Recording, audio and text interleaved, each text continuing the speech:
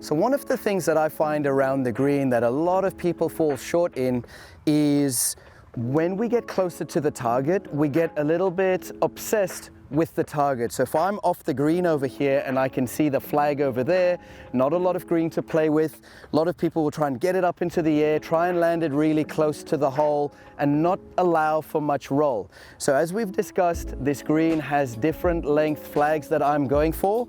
If I do have something a little bit closer, not a lot of green to play with, I will use a more lofted golf club. And with that more lofted golf club, when it gets up into the air, will land and not roll very much.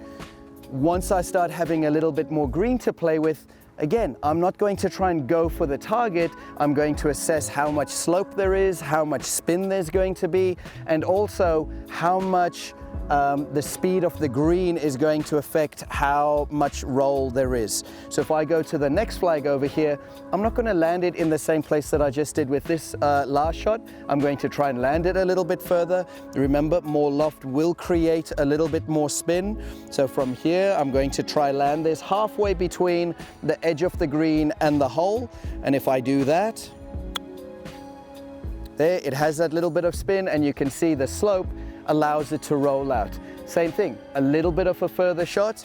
I can choose, and this is entirely up to you, of do I stick with the same club? Do I take less loft? As we've discussed, if I have a little bit less loft, the ball will get onto the green and it will roll a little bit further. What I'm actually going to stick with is I'm going to stick with the more lofted golf club, try and land this 3/4 of the way. So let's see what happens with this one. And you can see again, the slope has allowed it to go down.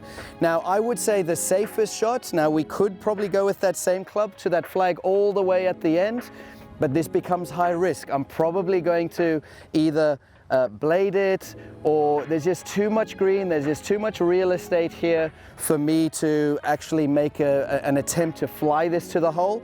So I've actually gone with my 7-iron over here. I'm going to try and land it at the first flag over here, because this does slope a little bit down towards the hole. So I'm going to land it over here and let that slope, let it feed all the way down to that flag. So let's see how I go with this. Lands at the first one, takes a bounce, there it catches the slope, going all the way down.